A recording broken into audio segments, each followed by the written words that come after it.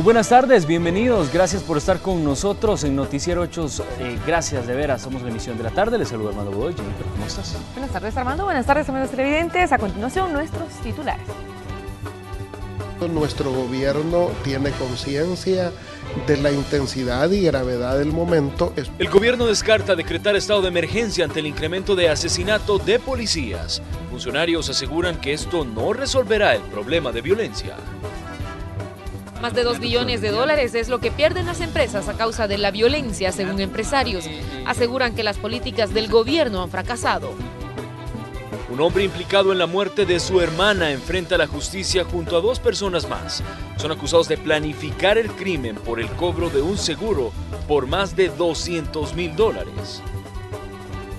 Las autoridades impulsan desde ya una campaña en centros escolares para evitar que niños se interesen en la compra de pólvora para la temporada de fin de año.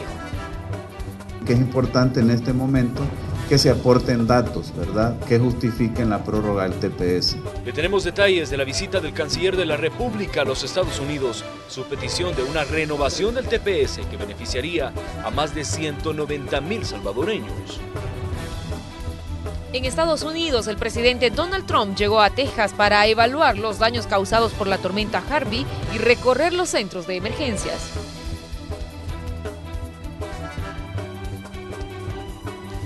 Tenemos listos a nuestros equipos desde distintas partes del país y nos ampliarán sobre las coberturas periodísticas de este día.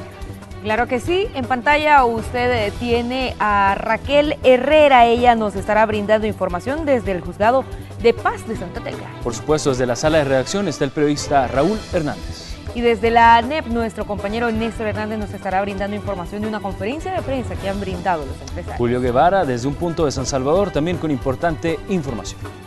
Iniciamos y ya suman 23 policías asesinados en lo que va del 2017. De ellos, 19 murieron cuando estaban de licencia y 4 en labores de seguridad. Solo este domingo y lunes, en menos de 24 horas, se reportaron 3 bajas en la corporación policial. El caso más reciente ocurrió en Santa Tecla. El agente Wilfredo Alexander Molina, de 46 años, se encontraba en una funeraria donde laboraba cuando estaba de licencia. Ahí fue atacado a tiros por hombres a bordo de una motocicleta. Las cámaras de videovigilancia en la zona lograron identificar a los 2 sujetos presuntos responsables del homicidio.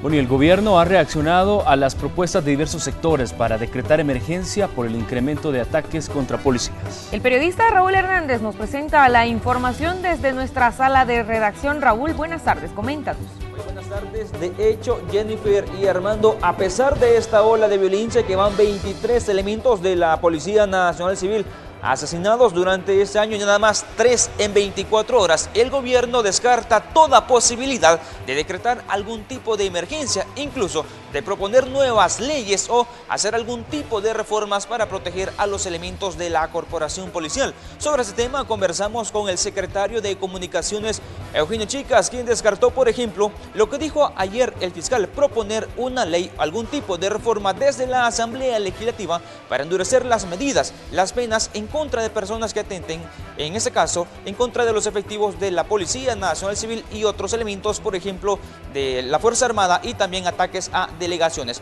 Chicas lo ha descartado. Escuchemos. Esto no es un problema de papeles. O sea, puede haber un nuevo marco de leyes y eso obviamente ningún criminal antes de cometer un ilícito va a ver qué dice el papel. No, esto es un tema de políticas de Estado. En este sentido, nuestro gobierno tiene conciencia de la intensidad y gravedad del momento. Esto es una respuesta de los grupos criminales porque obviamente sienten la persecución de nuestras instituciones y vigilancia para el cumplimiento del protocolo. Hay un protocolo de medidas extraordinarias de seguridad para los agentes de policía. Y tal como se los mencionaba, también le cuestionamos a Eugenio Chicas qué tanta posibilidad existe de un estado de emergencia, tal como lo solicitan sectores políticos, también la misma fiscalía, sectores empresariales también estarían evaluando esta posibilidad, pero Chicas dice que no es necesario. Escuchemos. Hoy por hoy, secretario, se descarta decretar estado de emergencia.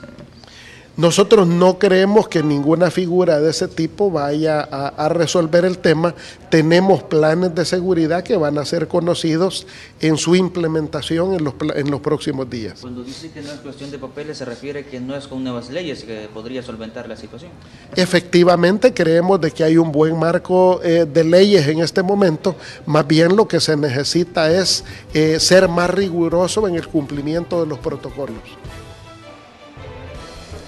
En ese tema habrá que esperar qué ocurre en los siguientes días, porque incluso el Ejecutivo continúa manteniendo su discurso que a comparación del año anterior, en este 2017 son menos los elementos de la Policía Nacional Civil que han sido asesinados, incluso también compara cifras del año 2015. Habrá que esperar si se toman algún tipo de medidas o la situación continúa tal como está hasta ahora. Sin embargo, son 23 los elementos que ya fueron asesinados y también una decena de elementos de la Fuerza Armada. Compañeros. Entonces, Raúl, si no se tiene contemplado decretar una emergencia por este incremento de ataques a policías, ¿cuál es la solución? Es decir, no tienen nada claro las autoridades.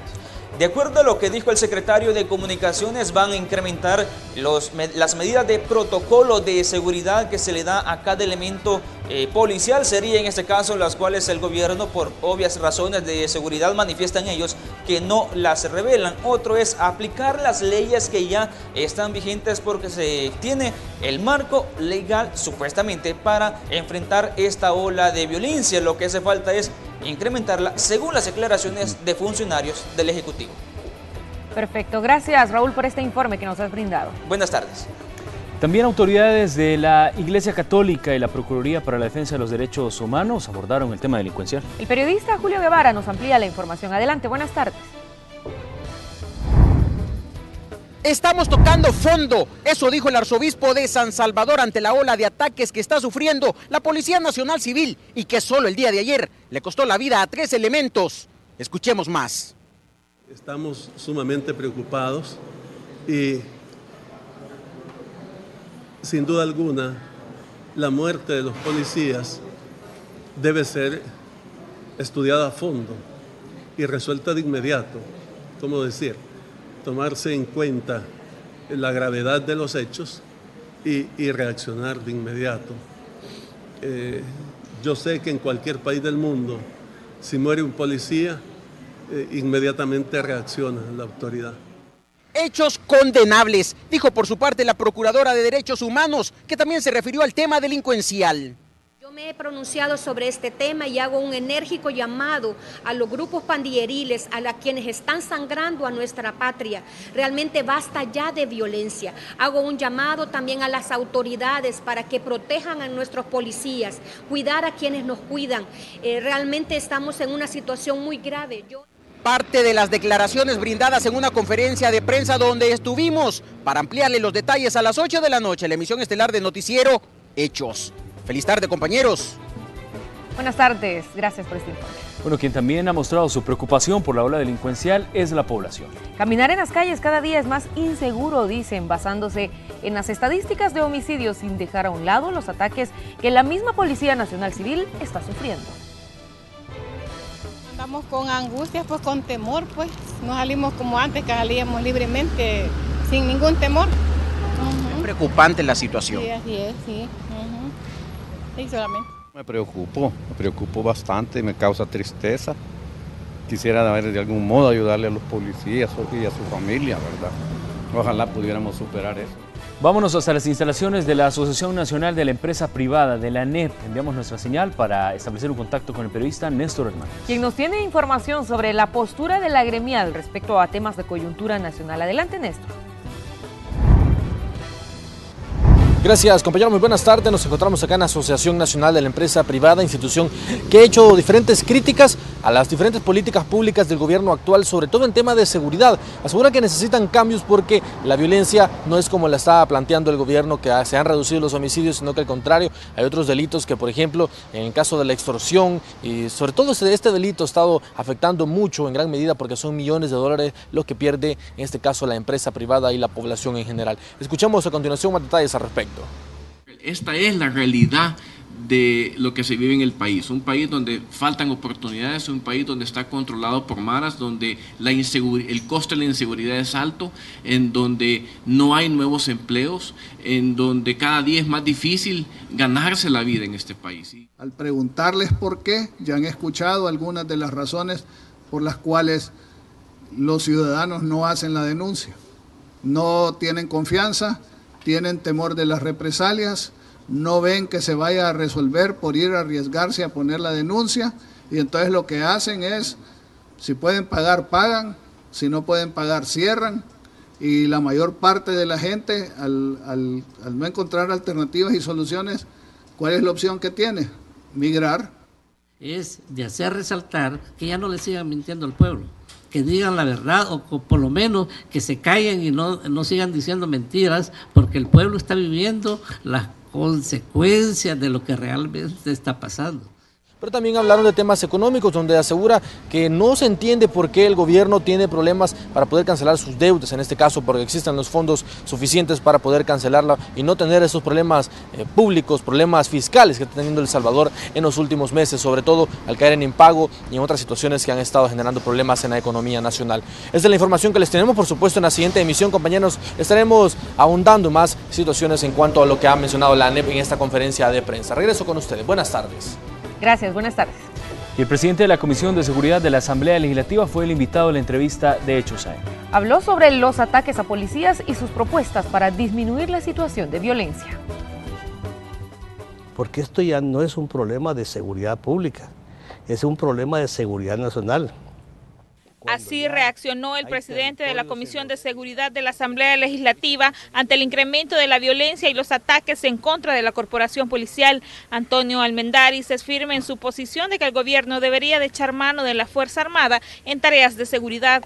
Asegura que los militares tienen amplia preparación, aptitudes y capacidades. Reiteró que dar vida a este plan no necesita aprobación, ya que está estipulado en el artículo 168 de la Constitución de la República. Disponer de la Fuerza Armada para la defensa de la soberanía del Estado, de la integridad de su territorio, excepcionalmente si se han agotado los medios ordinarios para el mantenimiento de la paz interna, la tranquilidad y la seguridad pública, el presidente de la República podrá disponer de la Fuerza Armada para ese fin. Ante el incremento de asesinatos de policías, el fiscal general llamó a los diputados a tomar medidas más drásticas y promover una ley de protección a funcionarios. Para el coronel Almendaris, desde la Asamblea Legislativa ya no se puede hacer, y asegura que los agentes deben estar alerta y echar a andar el protocolo. Hay que separar las medidas de seguridad cuando se opera como tal y cuando uno anda con su permiso. Sí. Cuando hay una operación policial o militar, ya está el procedimiento operativo normal. Cuando uno sale con licencia, tiene que recordarse de que la situación que se está viviendo no es normal. Por lo tanto, a qué lugares va, a qué hora llega, cómo sale de su casa, dónde vive, todo eso tiene que tomarlo en cuenta el policía al momento de su resguardo. En el año 2015, Antonio Almendaris presentó una iniciativa que busca la creación de una ley especial de subsidios para que miembros de la corporación policial puedan acceder a viviendas en zonas seguras, medidas que aún están en estudio en la Asamblea Legislativa. El Estado puede proporcionar áreas en donde se puede construir en los 14 departamentos, donde podrían estar dignamente viviendo y seguros. Eso sí lo podemos nosotros hacer. Para Antonio Almendaris, el gobierno tiene la obligación de garantizar la seguridad nacional y echar mano de todas las instituciones. Asegura que la ola de violencia hay que combatirla con la dosis exacta de prevención, combate y rehabilitación. Katy Ramos, Noticiero Hechos.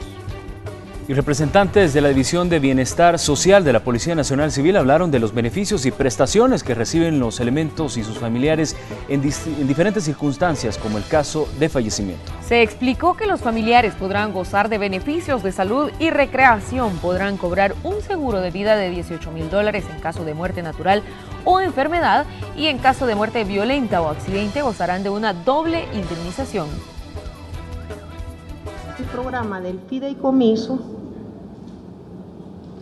y el otro es el programa de becas universitarias. El programa del fideicomiso fue creado con relaciones exteriores, con cooperación internacional y con universidades privadas de este país, y fue el otorgar a los huérfanos de policías o empleados fallecidos en cumplimiento del deber o a causa del servicio, otorgarles una beca universitaria más un estipendio de salario mínimo rural. Estudian 5 años de carrera. En más información, un joven de 26 años fue asesinado con arma de fuego en la colonia San Antonio de San Marcos. De acuerdo con el informe policial, a la víctima horas antes le habían privado de libertad. Al intentar escapar y buscar ayuda, fue atacado a tiros. Según las autoridades, la zona es bastante conflictiva debido al accionar de miembros de estructuras criminales. Vamos a pasar a temas judiciales. Un hombre implicado en la muerte de su hermana enfrenta a la justicia junto a 2 personas más. Ellos son acusados de planificar el crimen por el cobro de un seguro por más de $200,000. La periodista Raquel Herrera nos amplía los detalles. Raquel, buenas tardes. Compañeros, muy buenas tardes. Así es, desde finales de 2016, según la Fiscalía General de la República, Carlos Alberto Gómez Mengíbar había contratado un seguro de vida donde el beneficiado era él en caso que su hermana falleciera. Según el Ministerio Público, él planificó y orquestó el feminicidio de su hermana para cobrar un seguro de vida de al menos $130,000. ¿Cuáles son las pruebas que tiene el Ministerio Público en este caso? A continuación, las declaraciones. Que las pólizas de seguro habían sido solicitadas por Carlos Alberto Gómez Mengíbar y había asegurado a su hermana, y al fallecimiento de ella pues iba a ser él el beneficiario. Principalmente dentro de todos los objetos y cosas que fueron incautadas a la persona el día del hecho y en la escena del delito, se pudo ubicar la información relacionada tanto a las cuentas bancarias y a los números de pólizas, que era Carlos Alberto Gómez Mengíbar quien cancelaba esas pólizas con el propósito de poder mantenerlas activas. Las otras 2 pólizas de las que ella no conocía. Es correcto. Por el feminicidio de Jamie Guadalupe Gómez Mengíbar, el Ministerio Público está pidiendo de momento instrucción con detención provisional para los 3 señalados, que son José Antonio Torres Mengíbar, Juan Carlos García López y Carlos Alberto Gómez Mengíbar. Este último, el hermano de la víctima, quien fue asesinada a la altura del Cafetalón en mayo de 2017 por un sujeto a bordo de una motocicleta, a quien su hermano habría pagado al menos $1,500 según la Fiscalía General de la República. ¿Qué dijo el fiscal? A continuación, las declaraciones de la Fiscalía sobre la vinculación del hermano de la víctima con esos 2 sujetos señalados. Principalmente son 2 personas, el que conducía la motocicleta con Carlos Alberto Gómez Mengíbar, compañeros de trabajo, compañeros de estudio. Hay una comunicación entre ellos antes, durante y después del hecho. Para hoy en el Centro Judicial de Santa Tecla, específicamente en el Juzgado Tercero de Paz, se tenía prevista la audiencia inicial.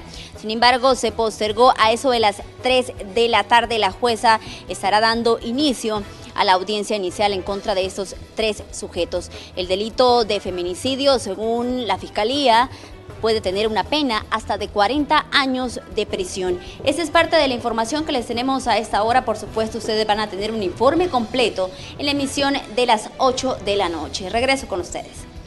Gracias, Raquel, por este informe. Es momento de hacer una pausa. Por supuesto, al volver vamos a tener detalles sobre el primer día de los magistrados de la Corte de Cuentas de la República. Hablaron de promesas. Pendientes.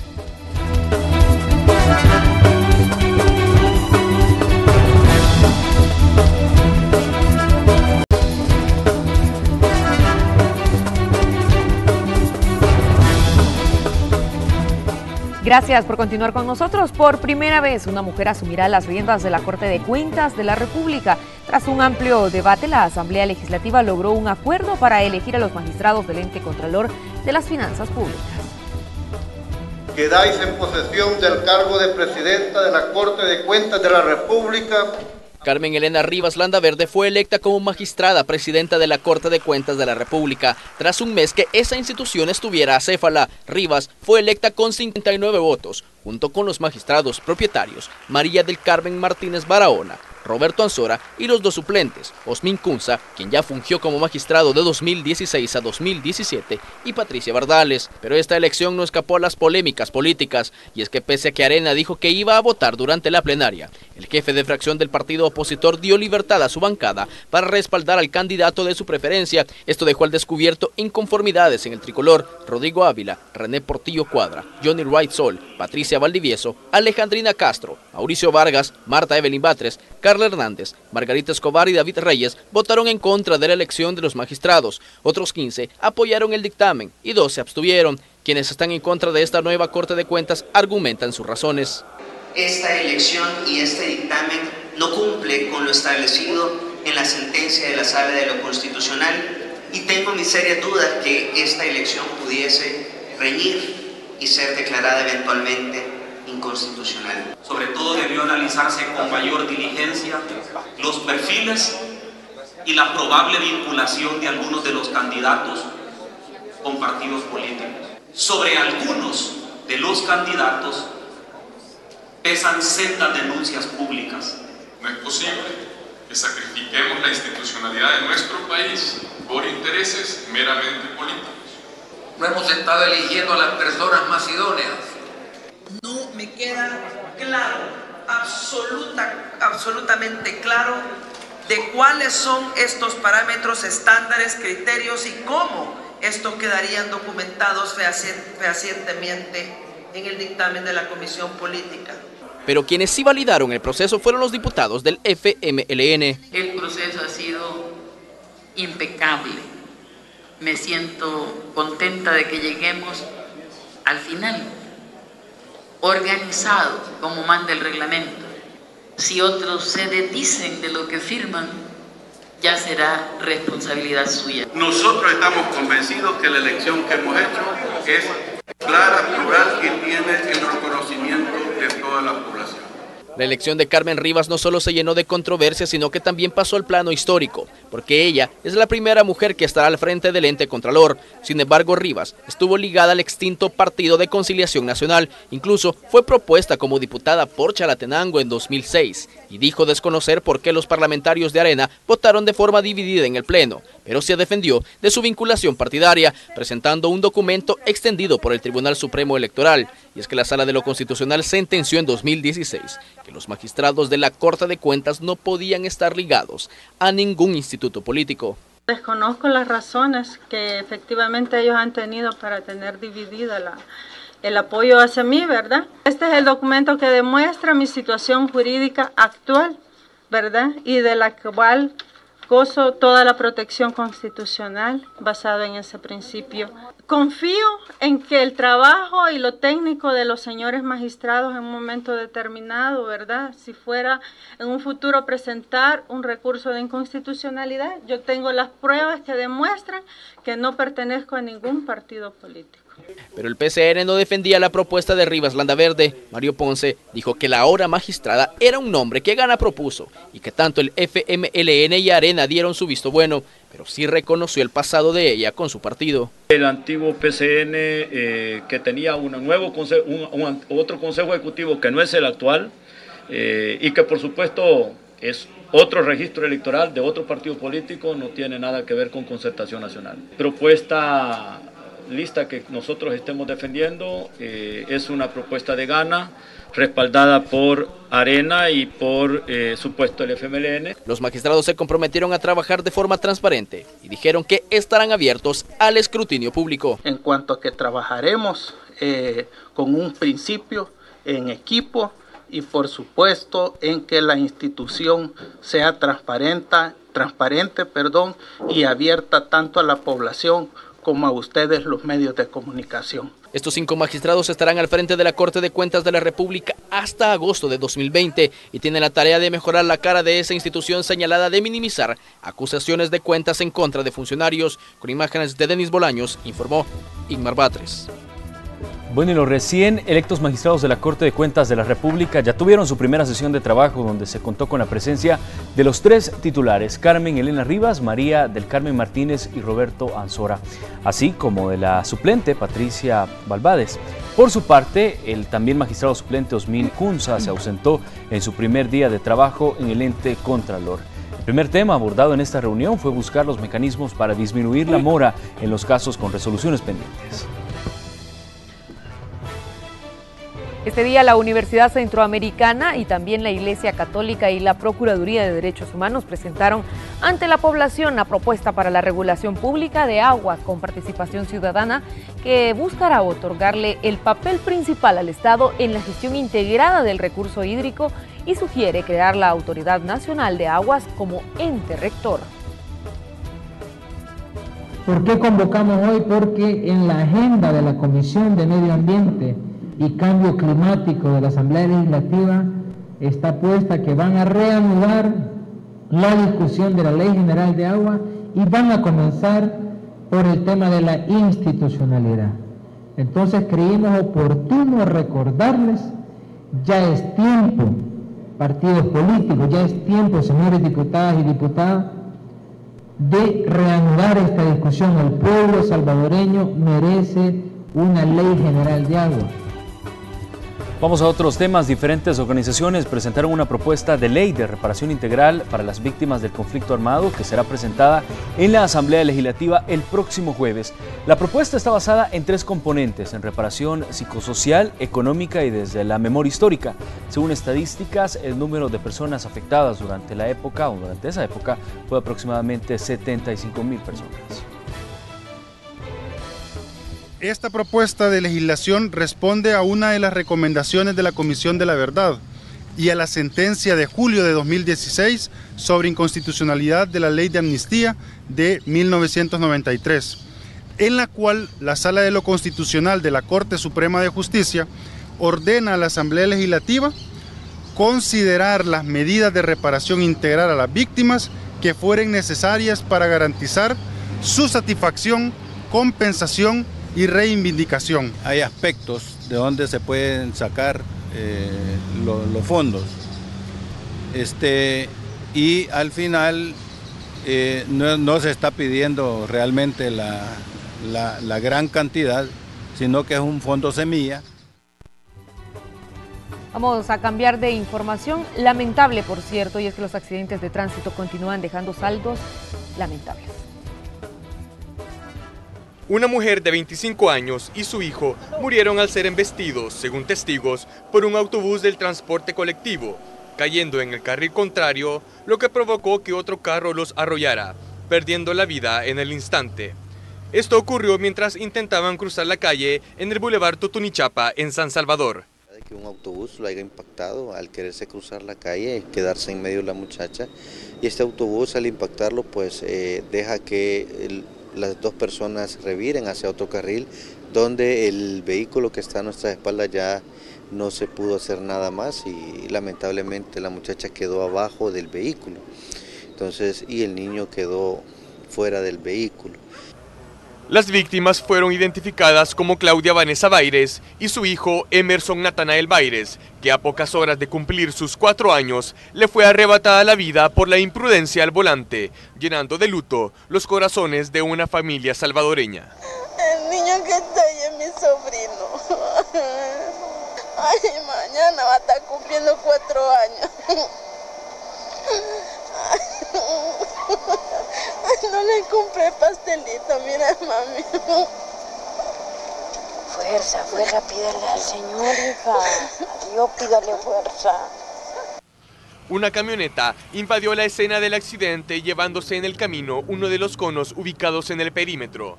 Miembros de la Policía Nacional Civil intentaron detenerlo, pero este se dio a la fuga, dando inicio a una persecución.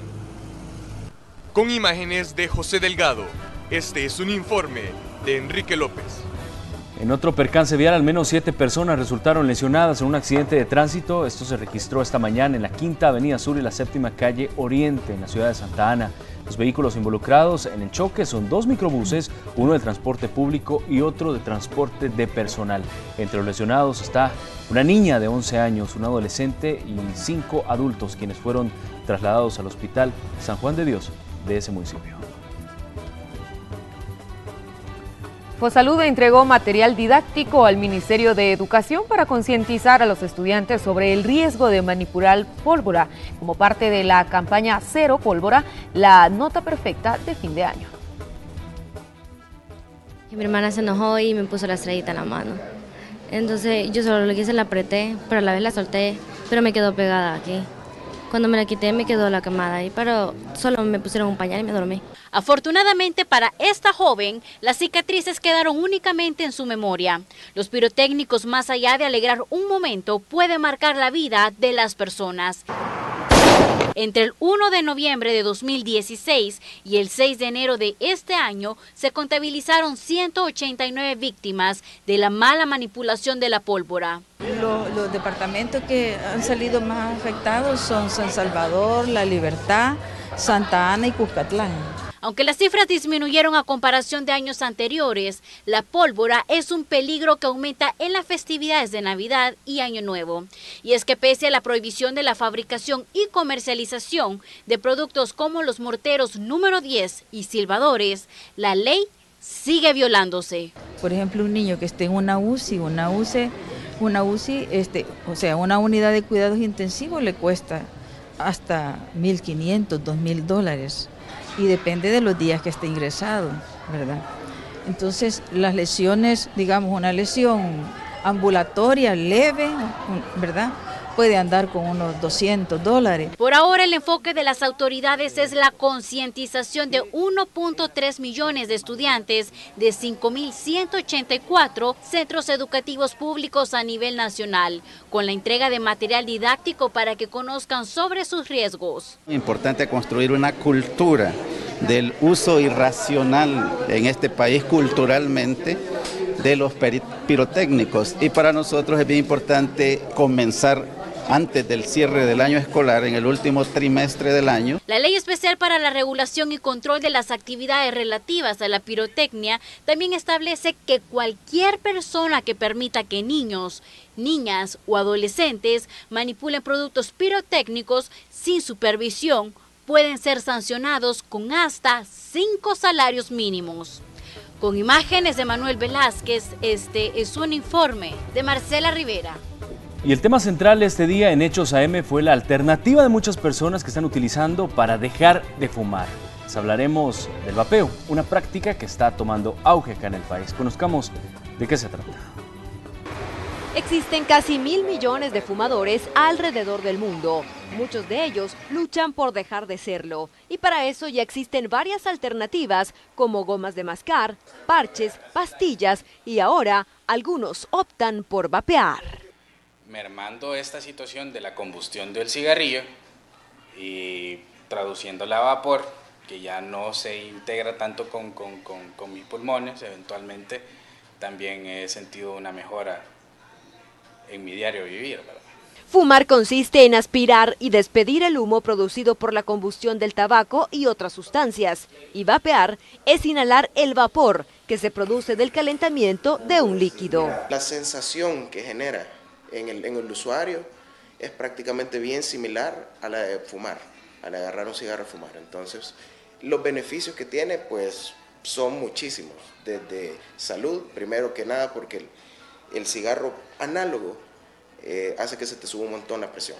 El líquido que se vaporiza es una mezcla de propilenglicol, glicerina vegetal y puede tener hasta 24 miligramos de nicotina, más una cantidad abundante de sabores. Que van desde frutales, repostería, sabores a tabaco, por ejemplo, que es un sabor de papaya, mango y melón, es súper frutal, tanto como puedes tener un sabor, en lo personal que me gusta bastante, que es un sabor a pastel. Un vaporizador o cigarrillo electrónico, como también se le conoce, fue creado en China en el 2004. Está hecho de acero inoxidable y los hay en diversos diseños. Es un dispositivo de venta libre en el país y su precio va desde los $50. Invertí un monto inicial, por ejemplo, para el aparato es bien poquito, en comparación a lo que uno usualmente gasta en cigarrillos. Para quienes vaporizan, esta práctica va más allá de inhalar vapor. Al vapear, siento sabores, hay una inmensidad de sabores, hay demasiada variedad que la verdad es que es bien agradable. El vapeo está tomando auge en el país. Existen kioscos, tiendas y páginas en redes sociales que venden vaporizadores. Hay personas que están elaborando líquidos, incluso todo un club de vapeadores, que se reúnen constantemente y realizan competencias de vapeo. Con imágenes de Enrique López, este es un informe de Carla Carranza. En más hechos, el pasado 7 de julio, tras el incendio en la Torre 3 del Ministerio de Hacienda, se realizan inspecciones para verificar la seguridad a los empleados. Nuestra compañera Eliana Leiva nos amplía la información.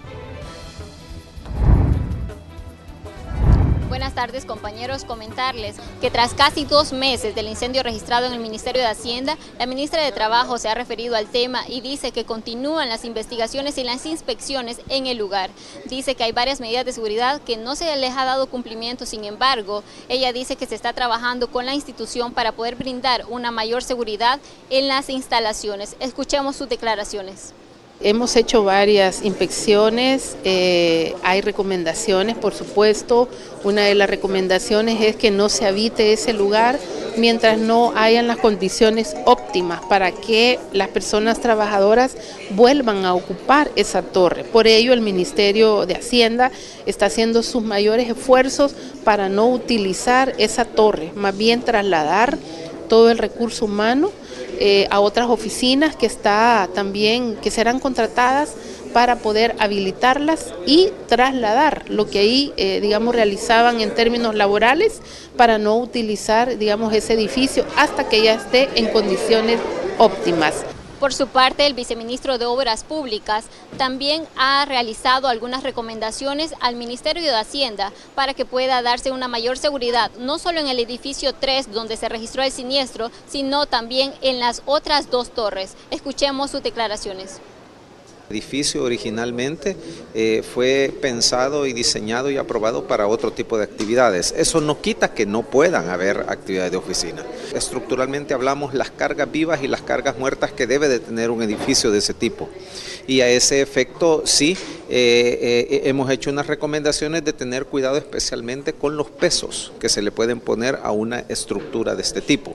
Ellos están haciendo ya de manera conjunta con nosotros evaluaciones ya en un segundo paso para considerar preventivamente el traslados internos entre personal, no solo de personas, te quiero decir, también de equipos que se colocan y que a veces aumentan significativamente las cargas muertas. Además, la ministra de Trabajo aseguró que en los próximos meses estarán trabajando en verificar otros edificios del gobierno. Esto para evitar que otra tragedia como la ocurrida en el Ministerio de Hacienda pueda repetirse. Con esta información regreso la señal al estudio. Buenas tardes. Eliana Leiva, muchas gracias. Buenas tardes para ti también. Hacemos pausa, pero cuando regresemos le hablaremos sobre la situación en Houston.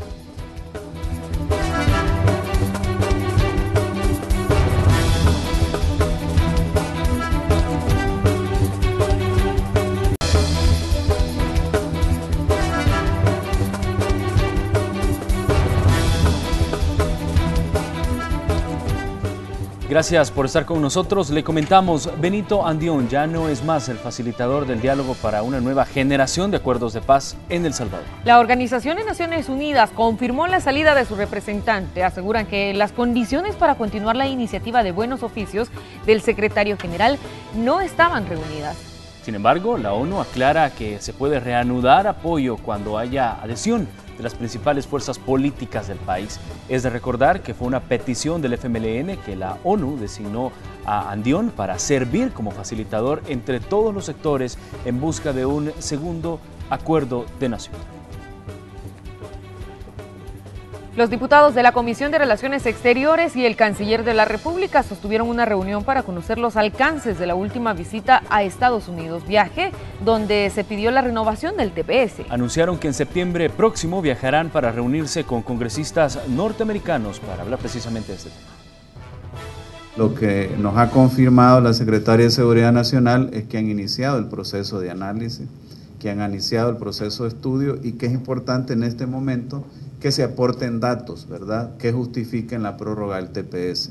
No obstante, algo que sí le hacía referencia es que no podemos hacer con una mano los esfuerzos y con otra muchas veces deshacerlos, con las mismas actuaciones. Entonces que el esfuerzo debe ir encaminado, obviamente, a consolidar que se garantice definitivamente la estabilidad de los salvadoreños en el exterior. Bueno, así queremos despedir esta emisión. Muchísimas gracias por habernos sintonizado. Pase una excelente tarde. Buenas tardes.